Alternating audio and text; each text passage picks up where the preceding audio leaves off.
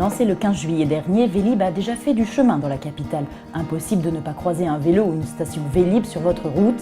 Face à un tel phénomène, Webcar News a testé pour vous ce nouveau système de vélo en libre service. Le départ est fixé devant le QG de Vélib, à l'hôtel de ville. Nous voici devant l'une des 750 stations disséminées à travers Paris. C'est le service informatique de Vélib qui, grâce au transpondeur placé dans chaque vélo, recense en temps réel le nombre de vélos disponibles dans toutes les stations Vélib. Le service informatique nous prévient des stations qui sont encombrées ou des stations qui sont vides. Et donc moi, en tant qu'agent régulateur, je me déplace de station en station et je vois si la station est trop pleine, je la désemplis pour que les gens puissent venir parquer leur vélo. Et si c'est pas assez approvisionné, j'en mets pour que les gens puissent le sortir.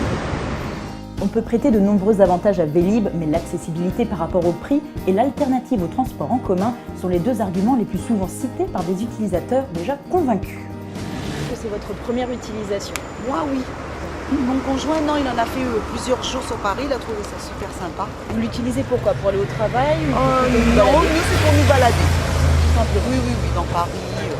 Parce qu'en fait, c'est bien plus facile que le métro, on n'attend pas. Non, c'est sympathique. C'est pas cher du tout, c'est vraiment accessible à tout le monde. Vélib est en effet peu coûteux, la première demi-heure étant offerte. Une caution de 150 € est néanmoins demandée en cas de non-restitution du vélo. C'est une très bonne idée, ça permet de polluer moins, ça réduit le trafic. Moi je suis plutôt pour, d'ailleurs je me renseignais parce que je trouve ça plutôt intéressant. Ça permet de faire un peu comme les autres pays. Aux Pays-Bas par exemple, il y a des vélos partout, en France on n'avait pas ça. Et je trouve que c'est une très bonne idée. Le principe est simple, il suffit de suivre les instructions affichées sur la borne. Choisissez d'abord le type d'abonnement désiré.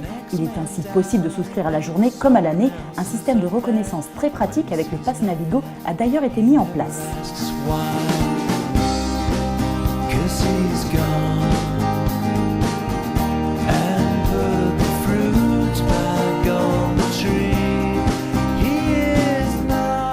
Une fois les conditions d'utilisation acceptées, le numéro du port d'attache du vélo sélectionné et le paiement par carte effectué, vous pouvez retirer votre vélo et à vous Paris.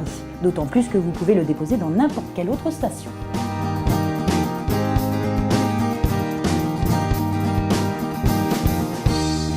Tread lightly with me, for the truth lies here sleeping.